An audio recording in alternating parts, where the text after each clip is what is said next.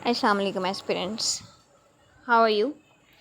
सो हमने प्रीवियस जो टॉपिक था हमने उसमें डिस्कस किया स्ट्रेस को, उसकी डिफरेंट टाइप्स को और साथ में इलनेस को भी हमने गो थ्रू किया। अब हमारा टॉपिक है स्टीरियोटाइप कि is there any harm in national stereotype. कि स्टीरियोटाइप होती क्या है, ठीक है। सबसे पहले हम देखेंगे कि स्टीरियोटाइप होती क्या है, उसके बाद हम देखेंगे कि नेशनल स्टीरियोटाइप का कोई नुकसान है या नहीं। जब हमें समझ आ जाए कि स्टीरियोटाइप क्या है तो उसके बाद हमें ऑटोमेटिकली इसके कॉन्सिक्वेंसेस जो है वो आइडिया हो जाएंगे। Stereotype can be defined in a number of ways such as a specified and fixed image of all members of a culture or a group. The group is typically based on race, religion, ethnicity, age, gender और national origins. यानी ये group है और people का जिनकी मतलब कि एक फॉर एग्जांपल सोसाइटी है, ठीक है। तो सोसाइटी के अंदर कुछ जो लोग हैं वो मुस्लिम्स हैं, कुछ जो हैं वो सिख हैं, कुछ जो हैं वो हिंदू हैं, कुछ का कुछ मज़हब है, ठीक है।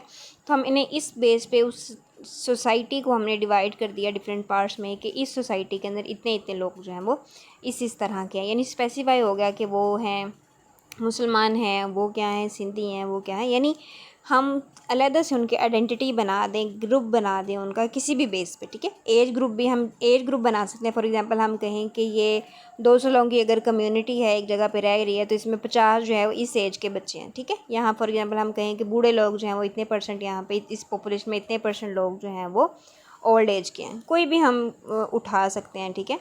रेस की बेस पे कर सकते हैं, जेंडर की बेस पे फॉर एग्जांपल कि इतनी परसेंट मेल यहाँ पे है कम्युनिटी और इतने परसेंट फीमेल। जनरलाइजेशन यानी जनरलाइज करना किसी भी ग्रुप ऑफ पीपल को। Generalisation about people that are based और limited sometimes inaccurate but after easily available information and are characterized by no or minimal contact with members of stereotype group or an other second information. तो अभी यहाँ पे topic जो discuss कर रहे हैं वो ये है कि स्टीरियोटाइप, नेशनल स्टीरियोटाइप जो है वो क्या उसका कोई नुकसान होता है। यहाँ पे एक मिनट ठहर के आप अपने आप से पूछें कि क्या स्टीरियोटाइप का कोई नुकसान होता है कि नहीं होता नेशनल लेवल पे, नॉट सिर्फ कम्युनिटी के लेवल पे या सोसाइटी के लेवल पे, होता है या नहीं होता। ड्रॉबैक्स क्या हैं स्टीरियोटाइपिंग की। In general stereotypes reduce individuals to a rigid inflexible image. ज़ाहिर है जब आप स्टीरियोटाइप को डिस्कस कर रहे हैं तो फिर वो इंडिविजुअलिटी तो ना रही, यानी फिर वो एक बंदे की बात नहीं हो रही है, एक ग्रुप की बात हो रही है। वो ग्रुप किसी भी बेस पे हमने बनाया हो सकता है, अभी डिस्कस किया। तो यहाँ पे इंडिविजुअलिटी ख़त्म हो जाती है, इनफ्लेक्सिबिलिटी आ जाती है और रिजिड सा स्ट्रक्चर आ जाता है, क्योंकि हम उसको उसी बेस पे जज कर रहे होते हैं जिस बेस पे हमने उसकी स्टीरियोटाइप बनाई होती है। जैसे फॉर एग्जांपल पाकिस्तानी जो है वो मशहूर हैं कि पाकिस्तानी कैसे हैं। अब मैं यहाँ पे ऑनलाइन हूँ तो डिस्कस नहीं कर सकती उस वर्ड को, सो आप समझ गए होंगे कि मैं क्या कह रही हूँ। ऐसे ही हर तरह के लोग जो हैं वो मशहूर होते हैं तो उसके कुछ फिर अपने प्रोज और कॉन्स होते हैं। Stereotypes do not account for the fact that human being are individually complex, each person possessing a unique constellation of personal attributes. Stereotypes suggest that everyone within a group is the same. Stereotype tend to demonize people, placing all the members of a group into a homogeneous category. Homogeneous category है ना, क्योंकि आप जब stereotype की बात करें तो उसके अंदर जितने लोग हैं उन सारों की एक ही करेक्टरिस्टिक है, तो फिर वो क्या कहलाएंगे, होमोजीनियस करेक्टरिस्टिक। होमो का मतलब क्या होता है, same. The basis of human stereotyping lies in nature of human cognition. When we stereotype people, we prejudge them. ठीक है, जब हमने एक बंदे को पहले से स्टीरियोटाइप किया हुआ है, एक कम्युनिटी को, लोगों को, तो हमारी पहले से ही जजमेंट है। फॉर एग्जांपल हमने कहा कि ये मुसलमान है, ये सिख हैं, तो हमारी जजमेंट है ना, सिख हैं तो क्या कहाँ जाते होंगे, गिरजाघर जाते होंगे, ठीक है, संडे को बात करते हैं। हमने कहा मुसलमान है तो मुसलमान क्या करते हैं, ठीक है, वज़ू करते हैं, नमाज से पहले मस्जिद में जाते हैं नमाज़ पढ़ने के लिए, ईद मनाते हैं। तो मतलब हमारी पहले से उसके बारे में थोड़ी सी प्री जजमेंट होती है। या अगर हमने एज की बेस पे बनाया, बूढ़े लोग क्या करते हैं, वो करते हैं, ठीक है, मिल के आपस में बातें करते हैं कहीं बैठ के।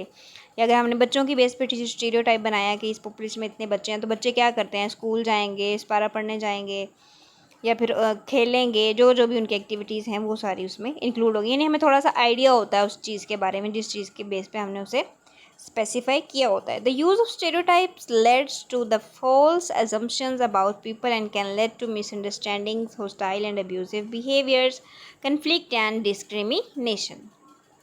Stereotypes may have their roots on experience we have had ourselves, read about in books and magazines, seen in films and television, or have related to us by friends or family. When stereotypical judgments are reduced, it is easier to acknowledge, appreciate individual differences and cultural diversity.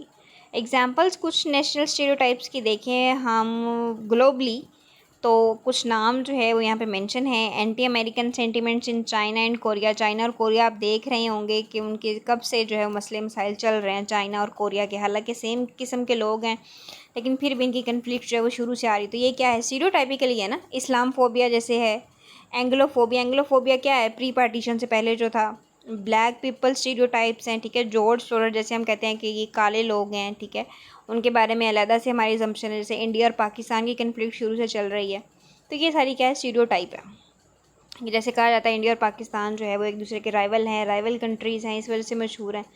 तो इसी तरह की term जो हैं वो स्टीरियोटाइपिकली use होती हैं। Factors needed for social harmony, peaceful coexistence, feeling of gratitude, selfishness, coordination, fraternity, common good, coordination, membership, social awareness, empathy, mutual respect, religious tolerance and equity, these are all the factors needed for social harmony. अगर हम चाहते हैं माशरा खुशगवार हो तो इन सब चीज़ों पे हमें अमल पैरा होना पड़ेगा। फोरेंसिक साइकोलॉजी और फोरेंसिक जो है एक अलग से पॉइंट है, चलिए हम इसको यहीं पे ही डिस्कस कर लेते हैं ताकि ये वीडियो हमारी कंप्लीट हो जाए। नेक्स्ट टॉपिक फिर हम नेक्स्ट जो है वीडियो में कैजुअली इंक्लूड करें और उसे कंप्लीट करें लाइबिलिटी को। लेकिन यहाँ पे हम कंप्लीट कर लेते हैं फोरेंसिक साइकोलॉजी को और फोरेंसिक दूसरी टर्म को, ठीक है। फोरेंसिक साइकोलॉजी क्या कहती है कि application of clinical psychology to forensic settings, यानी हमने करना तो साइकोलॉजिकल क्लिनिकल ही देखना है किसी पेशेंट को, लेकिन फोरेंसिक सेटिंग्स क्या होती हैं कि इंस्ट्रूमेंट्स यूज़ करते हुए, ठीक है, डिफरेंट प्रोसीजर्स यूज़ करते हुए क्लिनिकली उसको हम अब यहाँ पे जज करेंगे, प्रिडिक्ट करेंगे किसी भी इशू को जो किसी पर्सन के साथ है। इसके लिए स्किल क्या क्या होने चाहिए, क्लिनिकल असेसमेंट हमें होनी चाहिए, इंटरवेनिंग रिपोर्ट, ठीक है, जितनी अच्छी रिपोर्ट करेंगे उतना अच्छा रिजल्ट निकलेगा। स्ट्रॉन्ग वर्बल कम्युनिकेशन होनी चाहिए और केस की प्रेजेंटेशन हमें आनी चाहिए फॉरेंसिक साइकोलॉजी में। मेन फंक्शन इसके क्या, इन्वेस्टिगेशन में यूज़ होते हैं, ठीक है, रिसर्च स्टडीज़ के लिए, असेसमेंट्स, कंसल्टेशंस, डिज़ाइन इम्प्लीमेंटेशन या फिर काउंट रूम टेस्टिमनी के लिए यूज़ होते हैं। ड्यूटीज़ इसमें क्या है, टास्क, चाइल्ड कस्टडी इवेल्युएशन करवाने के लिए, competency evaluation of defendants, counselings of victims, screening, selection of law enforcement, post-traumatic stress disorders, treatment and evaluation, juvenile offenders task, assessment। Studies इसकी कौन कौन सी होती हैं, स्टीफन साइंस चाइल्ड इसने स्टडी किया था, ठीक है, और एलिजाबेथ लोफ्टस ने क्या किया था, आई विटनेस शो किया था फोरेंसिक साइकोलॉजी को यूज़ करते हुए। अब फोरेंसिक साइंस क्या है, the use of science and technology to enforce the criminal laws. इसके लिए कौन कौन से स्किल्स चाहिए, logical mind, strong victim, attention to details, concentration, filling gap.